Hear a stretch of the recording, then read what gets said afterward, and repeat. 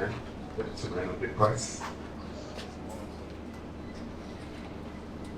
I'd like to correct a little bit of what His Royal Majesty Okay Bakasi said. I am not a CFR yet. It's OFR. So I don't get dressed in borrowed robes.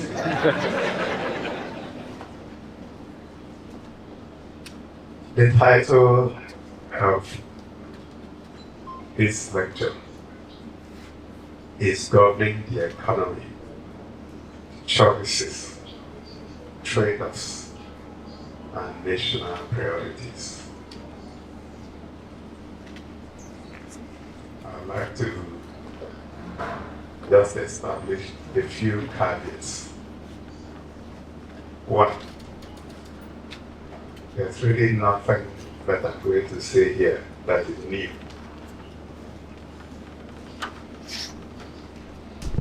I try not to describe myself as an economist because I'm not one. What I am is a student of economics. So we keep learning every day.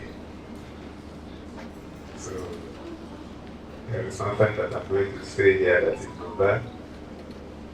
The second one is that we're also now going to be making conclusive statements.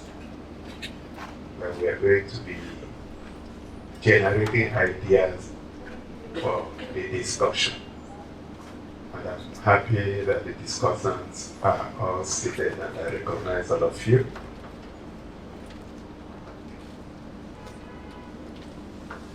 There is no silver bullet for solving Nigeria's myriads of economic challenges because economics is about cold, hard facts, not vanities.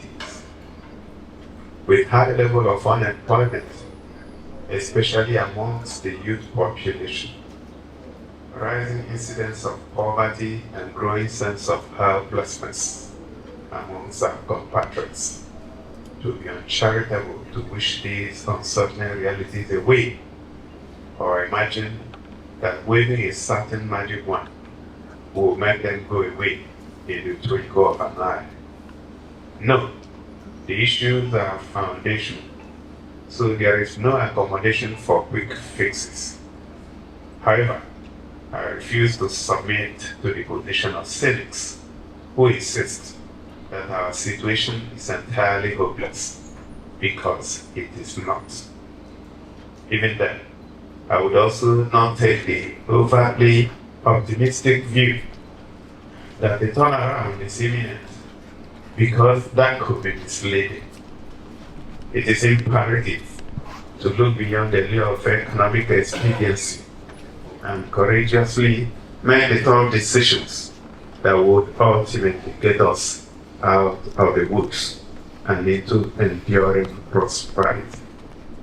So the point we are making here is that some of the choices that we have made in the last 50 to 60 years, we are not just going to wish them away or throw something in and they will all disappear and the problems will be solved overnight.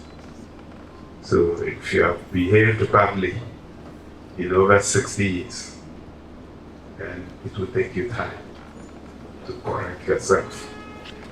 Our country has a great destiny, and this future will certainly remain bright. Even then, the world cannot afford to wait in perpetuity for Nigeria to begin to play to its full strength. Quietly, it has moved on, hoping that someday our country will catch up. But whether that day will be in this decade or in the coming century, or perhaps never, will depend likely on what we do in the days and years that follow. If we have learned anything from the frustrations of the last 6 decades, it is the truth that there is a direct correlation between political choices and the daily experiences of the population. While I would not be overly simplistic to suggest that one good leader would make all our problems disappear overnight, In fact, that thinking may be at the heart of our present challenges. It is, however, beyond argument that a good leadership system across board, one that understands the dynamic laws of economics and the intersection of political power and public welfare, will certainly go a long way in taking us closer to our dream Nigeria.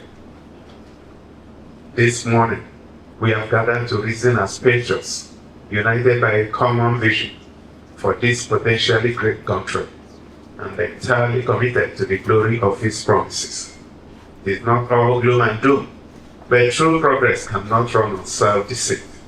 This is not a country our parents envisioned on Independence Day in 1960.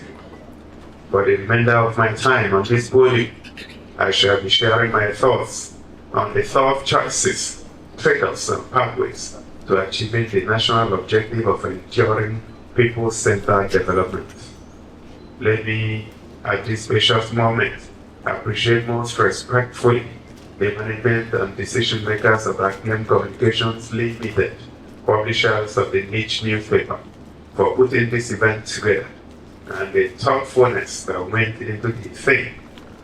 Special gratitude is due to the Managing Director, Chief Executive of the publication, Mr. Ike Chukwuamechi, for his continuing service to our nation and for committing everything at his disposal, especially his intellect and passion, to noble causes and ideas. The niche annual lecture series represents a bold attempt at reminding us, the Nigerian people, of who we could become only if we are determined to pay the price required to transform potential to reality. I'm glad that, not minding a litany of missed opportunities, many of us are refusing to give up on the promises that this great country holds. On this note, distinguished ladies and gentlemen, permit me to acknowledge with great reverence and honor Their Royal Majesty Khalifa Muhammad Sanusi, the second CON, MF Kano, and Igwe Alfred Nemeka Achebe Agwogidi, CFR, Obio of Onitsha, who is on his way, who have graciously joined as Chairman and Royal Father of today's event respectively. The two Royal Fathers in our midst, accomplished professionals and portraits of grace and dignity, embody the greatness and eternal outlet of our heritage. Their presence at this auditorium points to the seriousness of today's event and serves as a poignant reminder to all of us that there is a growing hunger across demographics to direct our national trajectory. I thank our distinguished Royal Fathers for their abiding commitment to a Nigeria that works for all of us. Commendations are also due to all patriotic Nigerians who have gathered from all walks of life to listen and share important ideas on how to improve the economic and social realities of our people. On this note, I particularly want to recognize our father who is here, Dr. Omar Elaso, who Dr. Elaso will be 96 in a few months. He was 95 last year, and we celebrated him in Omaha. Thank you, sir, for what you do.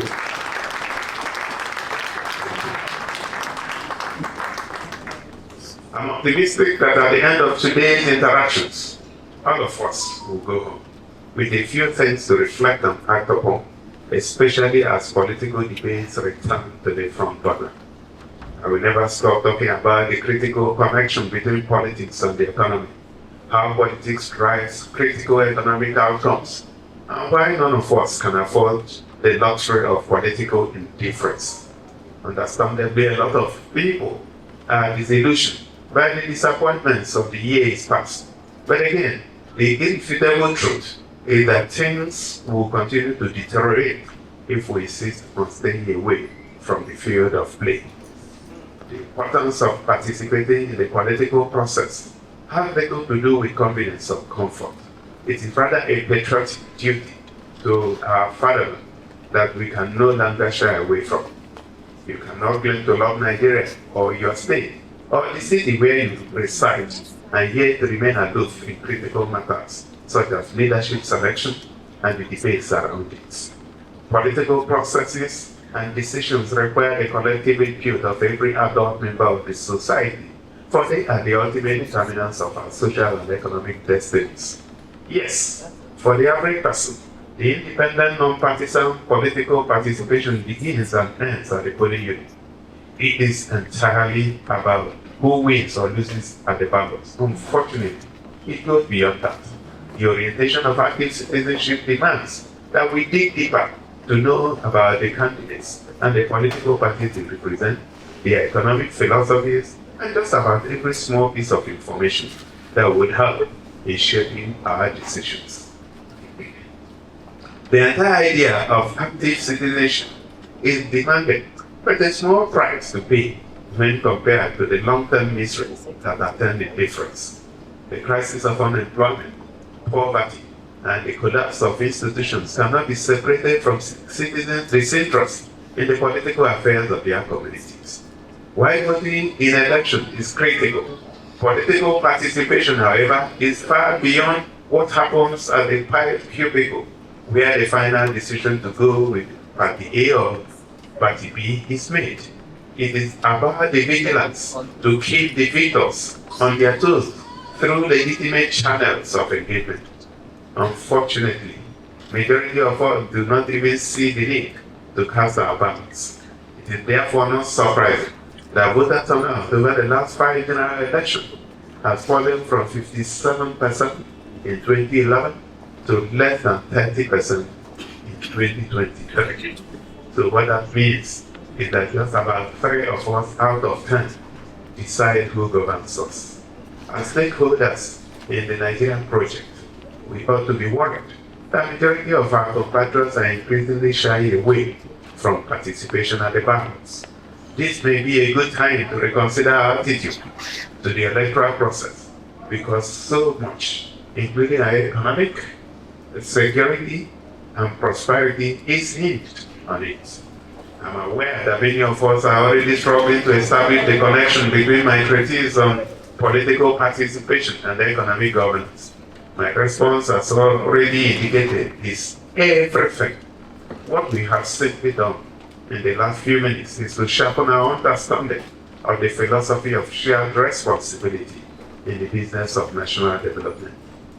To now turn our attention to the subject of today's discourse, economic governance, choices, trade-offs, and national priorities, I will begin by saying that the foundation of economic governance, defined succinctly as the capacity and the efficiency of institutions at developing rules, processes, and systems that mitigate abuses, is framed on political choices and behaviors. It is impossible to separate incompetent political leadership from the manifestations of economic decline, such as drastic tanking of the size of the gross domestic product, widespread unemployment, reduced investment appetite, and all such developments that ultimately lead to high poverty levels and endemic anxiety within the community. Political opportunism, populism, and parochial disposition of leaders are cancerous to economic development and have been known to ruin several economies around the world. As has been said many times in the past, economics does not respond to emotions or sentiments. It is guided by thoughtful decisions and the judgment of those who were the instruments of power.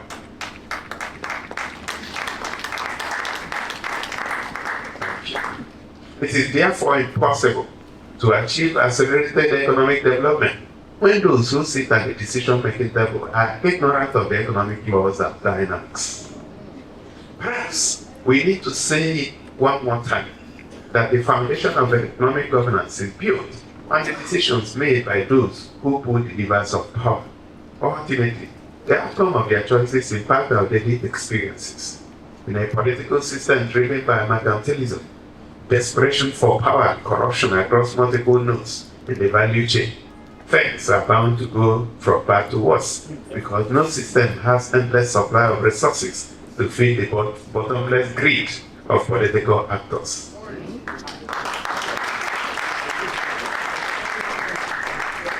Actors, I mean both those who are in power and the voters who see votes as wares for sale to the highest bidder. If we treat election seasons as bazaars, a time to extract and squeeze whatever we can out of the system, it becomes inevitable that the primary pursuit of those who win elections will not be to serve the community, but to recoup what has been invested and stack up resources for the next round of polls. I'm sure His Royal Majesty Ezeoke Bakassi, his story is not lost on us. It may be tough to accept, but strong and resilient institutions cannot be built on the back of a corrupt political culture. One that favors just about anyone with a deep wallet to buy voters, electoral officials, media practitioners. Yes, media practitioners are also part of it, and instruments of violence. We saw the devastations of desperate politicking firsthand in Abia in 2015, when the votes were decided not at the polling units, but by some underhand deals that eventually set the state on a difficult trajectory. In the end, everything went downhill.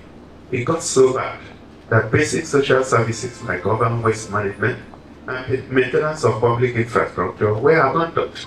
Thousands of families lost their breadwinners as the party that stole the mandate of the people enacted an unofficial policy to deny workers and retirees their entitlements. In the 8 years that followed, entrepreneurs suffered severe losses as social services collapsed, and when they could no longer afford to live with the nightmare, they quietly packed their bags. Those who found buyers sold their properties and then bid their goodbyes.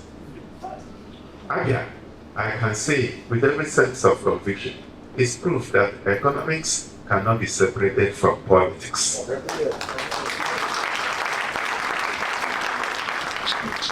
Within Nigeria and around the world, evidence abounds that it is very possible to build a robust economy on the foundation of political corruption. Reckless leaders don't build strong institutions, and those who win elections by dishonest means cannot abide by the demands of ethics and prudence while in office.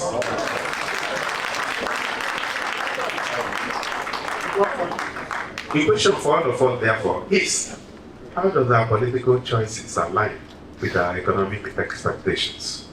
I'm often asked what we have done differently in Abia, and my response is often simple: changing the behavior of political leadership. Investors are not returning to our bank because everything has suddenly turned perfect. No. They are coming back because they have seen a clear difference in the disposition of the current leadership. The institutions are becoming more responsive, not because we hired angels to run them. Things are changing at the ministry, departments and agencies for the simple reason that we trusted leadership to individuals who understand what it means to lead with a clear service orientation. Men and women who appreciate the principles of stewardship. In Abia, we have not only restored the faith of our people in government, we have effectively demonstrated that agencies of government can be alive to their responsibilities.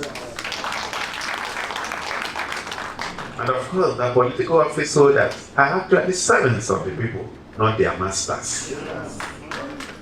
With the streets of our urban centers cleaner than they have ever been, consistency in the execution and delivery of large-scale capital projects, and unyielding commitment to the security of lives and property, it is easy to understand why old businesses are returning, even as new enterprises open in record numbers across Abia State. I've always maintained that even if you relocated to what they call the abroad, seeking foreign capital, the people will just laugh at you, because before you boarded the plane, they already have all the information about you. So by the time you finish speaking your long English and big English, and you talk back, you just say waka, because they will not come. Their investors respond not on emotions, but on hard facts. So have you created the enabling environment? If you've not created the enabling environment, businesses will not come. The most modest things we have recorded in Abia is down to a new orientation to public sector leadership. Abia, since 2015, rejected the old political culture of elite compromises. They were unbeaten by the disappointments of 2015 and 2019, but remain resolute in their conviction that once we get it right politically, everything else will fall in place. The events of the last 35 months have simply proved that they understand something that some of us may need to pay great attention to. Politics, when done right, expands the sea of economic opportunity for everyone, builds confidence and sets the community free from the agony of destitution and helplessness. The interesting thing is that once the fundamentals are in place, you may not have to wait for ages to see the manifestation of progress in the daily experiences of the population. And make no mistakes about it, it's not the big things, it is about the small changes that eventually aggregate to great things. Schools that actively educate the young and prepare them for the opportunities of the future. Businesses that make profit and employ the products of our schools and vocational centers. Hospitals that attend to the sick, support the health and well-being of the population. Roads that fast-track the movement of people and goods. Farms that feed the population, and an economy that supports the hard work of its population, inspires dreams, and drives innovation. Again, these are no abstract ideas. In fact, they are fundamental to the growth and development that we seek. And you may not have everything. I'm happy that I have in the room some of my friends that are working for me in Abia State. They don't come from Abia State, but they spend. Looks like village people are looking at us.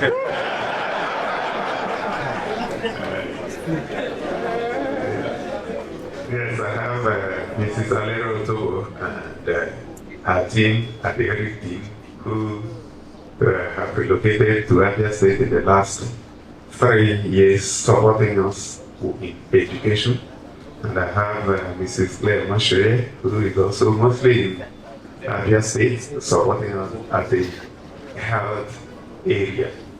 So you cannot have everything, but when you do,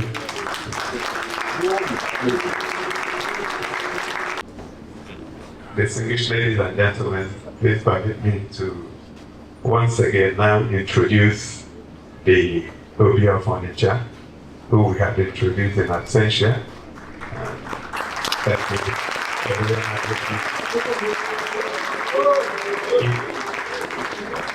Your Majesty Igwe Nemaka Alfred Achebe, CFR. Thank you so much for joining us, sir. It will help to note that in contemporary economic interpretation, development goes beyond growth in nominal GDP. It is about the experiences of the population, the expansion of our employment opportunities, consistent assault on the menace of poverty, and measures are cutting extreme inequalities, driving inclusiveness, and leaving no one behind. It is therefore not just enough to expend resources on the development of physical infrastructure. The expected social and economic returns have to be estimated in advance to determine the medium to long-term benefits of such investments vis-à-vis other competing demands. The same applies to social welfare programs that prioritize cash handouts or the distribution of food items to poor households. The question of returns and sustainability has to be asked. Does it actually make long-term economic sense to commit humongous sums to short-term consumption? What if such funds are directed transparently to investments in agriculture, power, or public works so as to create real employment for the poor? The This is about teaching the hungry to bake their own bread instead of the tokenism of receiving a small loaf every now and again. A productive alternative to economic handouts not only yields superior long-term economic benefits, it preserves the dignity of the beneficiary. Another area of concern is the size of public resources wasted on abandoned projects, infrastructure initiatives that are discontinued just because the administration that initiated them is out of office, even when some projects are clearly viable or on the verge of completion. How can genuine progress be made when governance is personality driven? The bottom line is that there are multiple channels of wastages that have to be closed, and the savings arising therefrom directed more prudently.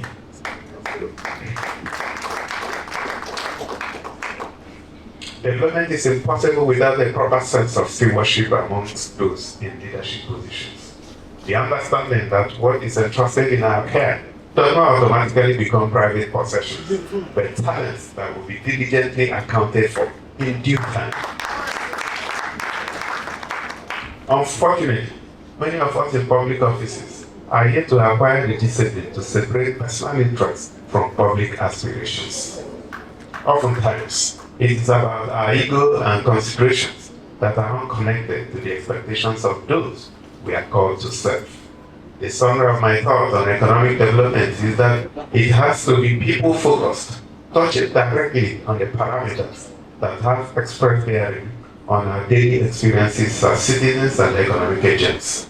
In Nigeria, national development pursuits should capture efforts at the revival and optimization of dormant factor assets, especially our large expanse of arable land, the internet, and the creative energy of our young population, and new cross-border opportunities that technology have opened to us. Several nations of the world are doing better than us on multiple fronts, not because they are better endowed, but for the simple reason that they have consistently made better political and economic choices than we have done. Democracy remains the best vehicle for inclusive growth and development, but perhaps the time has come to evaluate how ignorant among the voting public, weak internal governance mechanisms within the party hierarchy, and the near absence of clarity in the disposition of critical state institutions can hamper the delivery of the full promises of democratic governance. Policy inconsistency among political leadership remains a major albatross in our polity, and you can link it to the weakness of our institutions and the growing culture of populist opportunism. This year holds a lot of importance to what will happen to our country and the states in the decades to follow, because we are on the eve of another major election. This is the best time to take civic education seriously. The citizens must know what issues will be determined at the ballot next year, and how all of it is tied to our future. As I had earlier mentioned, poverty and prosperity, employment and joblessness, security and anxiety, prudence and rascality will all be on the ballot in 2027.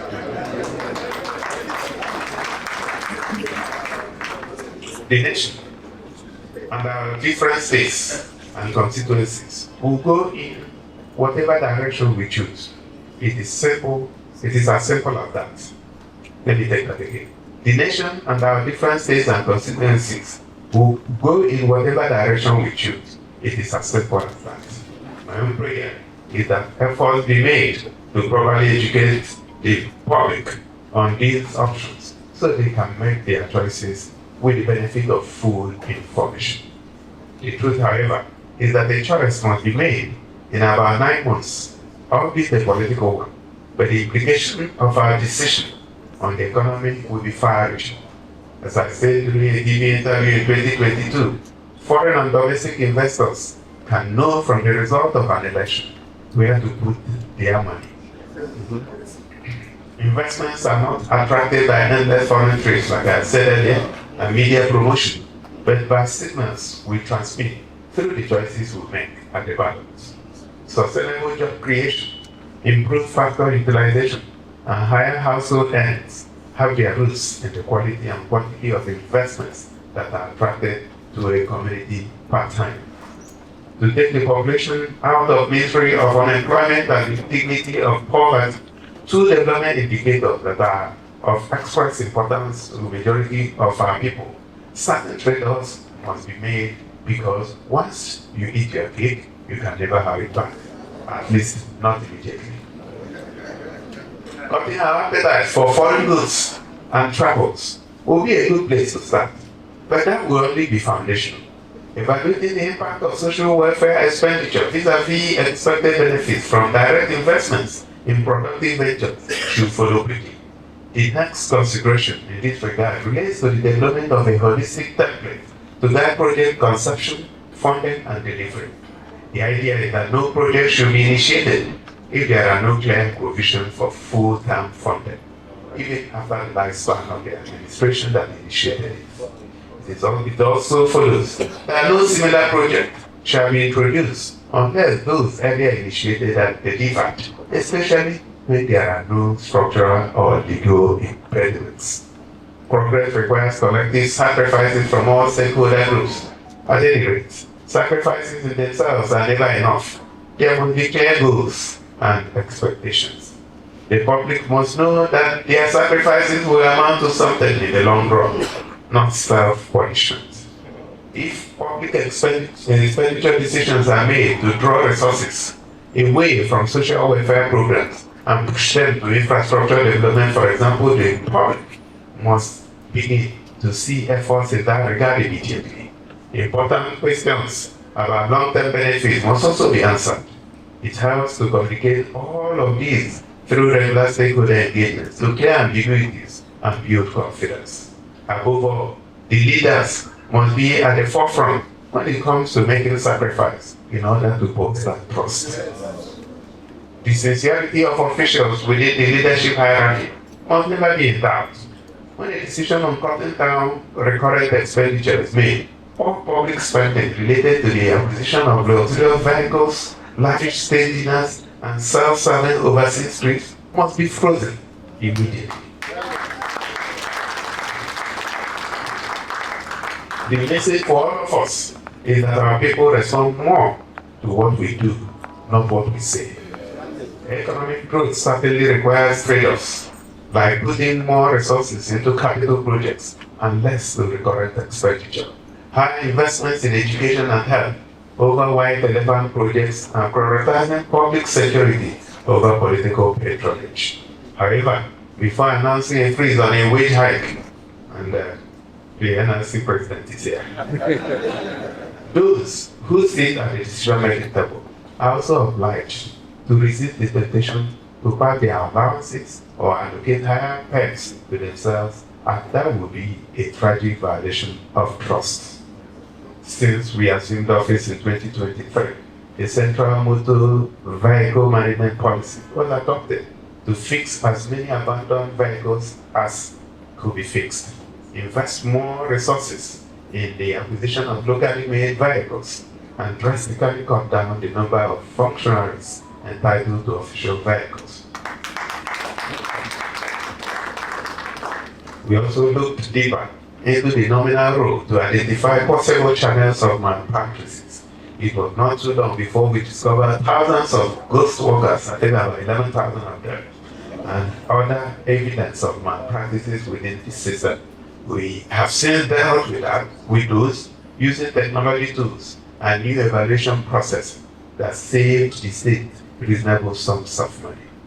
We have also expanded our independent revenue base by more than 300% in the last 35 months through engagements with different economic groups and, of course, the introduction of ICT tools in revenue mapping, mobilization, and remittances. However, the main reason we have done better at internal revenue mobilization is not that our people can see is that our people can see where their money is going to. They clearly understand our philosophy of governance as partnership between the government and the people. The lesson here is that citizens are much more sensitive than we appreciate. Their response to government policy and programs is tied to their everyday experiences. Fixing our economic governance delivery requires sending the right kind of signal, one that assures the people that the pain of the reforms will lead to enduring economic freedom for everyone in the fullness of time. I always give this example. I was in my office early 2024, and a gentleman walked in and said he wanted to support me and the government for the road that we built across his house. I thought he was just coming to thank me. He said, "Oh, by the way, I have $200,000 to support you." And I said, "Oh, really? Okay, so I'll give you the internally generated revenue account." And so the man left, and 30 minutes later, the alert came. And I can tell you, seeing him coming, I didn't know he would have $20,000. So the message is that people appreciate when good things are done. Beyond getting it right with political behavior, our priority has been found on efforts at cutting multiple productivity barriers across economic front lines. To address infrastructure gaps, our next focus was on power public transportation. It has to be made clear that small and medium-sized generators, or generators of any size at all, cannot sustainably support our giant economic trace. Latching on my previous encounter with geometric power in Abia, we worked with the company to generate, transmit, and distribute power to Abia and its environs. Having achieved that, we are now working on getting reliable power to the rest of the states.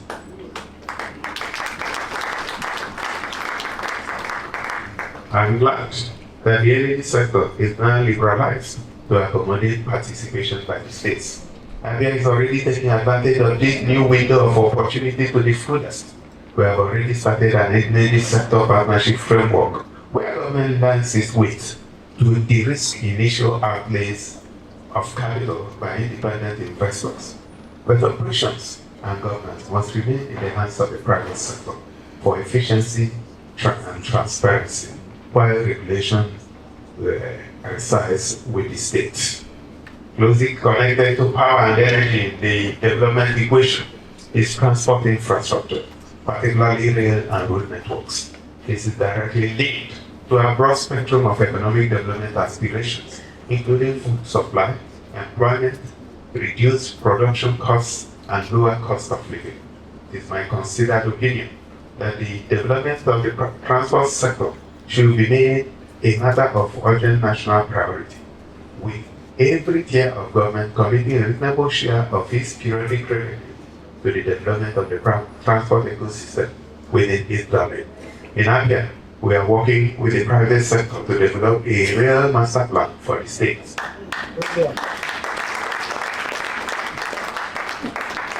While we understand that this is a long-term project, we also believe that the journey of 1,000 miles starts with one step.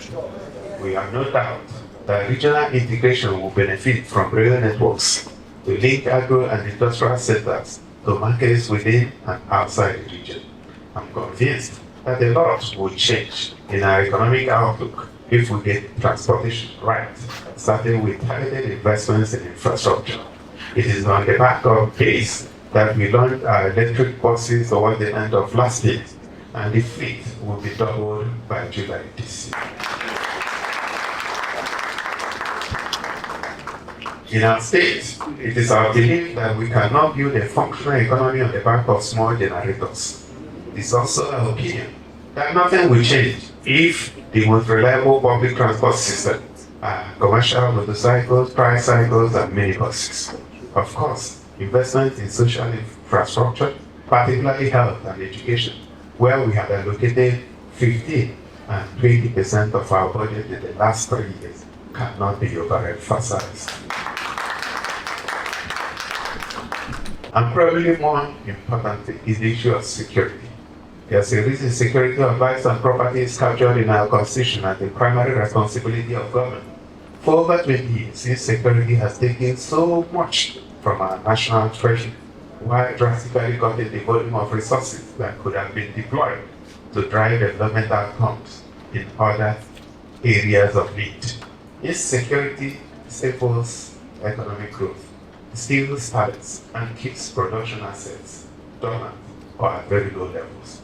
Given the sensitivity of this issue, one may not exhaustively discuss it here, but it remains important that everyone gets involved in securing the environment. I'm glad that the issue of state police is receiving serious attention by this government. That is expected to localize policing and bring in more stakeholders into the mix. Our security challenges, very much like every other setback in our country, are not intractable. But again, there must be a firm commitment on the part of every stakeholder to identify and deal holistically with all channels of disturbances, with particular respect to violent crimes, terrorism, and activities that challenge the sovereignty of the Nigerian nation. Let me conclude by returning to where we started. You cannot separate national economic realities from the decision of political actors. This is an open invitation to all of us, especially young professionals in the room, to begin to show more than a passing interest in political discourse. Prudent application of public resources, respect for rule of law, independence of institutions, and all such issues that promote transparency in the public sector are down to the choice of leaders we make, our pattern of interaction with public institutions, and the level of commitment we apply to our patriotic duties as citizens and stakeholders in the democratic process. Our institutions need to become more resilient. But again, that would not happen by just wishing or talking about it. We need to make committed and unwavering demands to move the needle.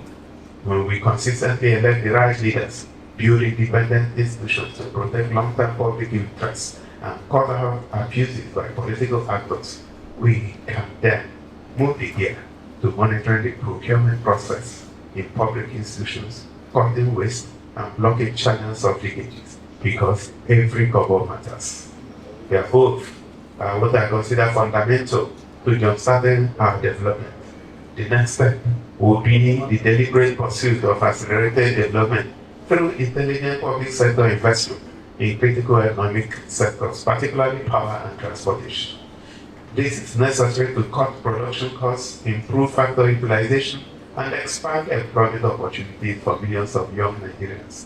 The next phase of our development must be people-oriented, driven by the creation of new jobs, expansion of business opportunities for local and foreign investors, and the prioritization of efficient service delivery in public sector institutions, especially education and health. People are our biggest assets, so it is important we invest generously in our wealth of human capital, for that is what I consider our truest and most enduring wealth, far above the treasures that are buried beneath our soil.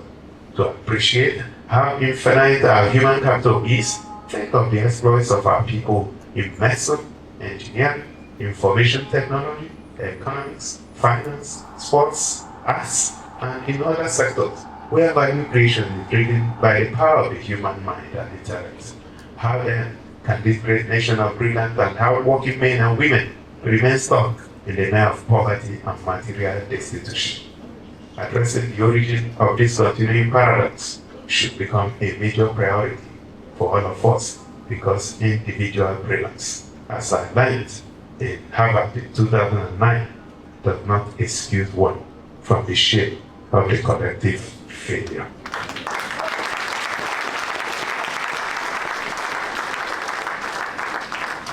Distinguished ladies and gentlemen, if I have said your thoughts on the topic, then I think my job is done. Thank you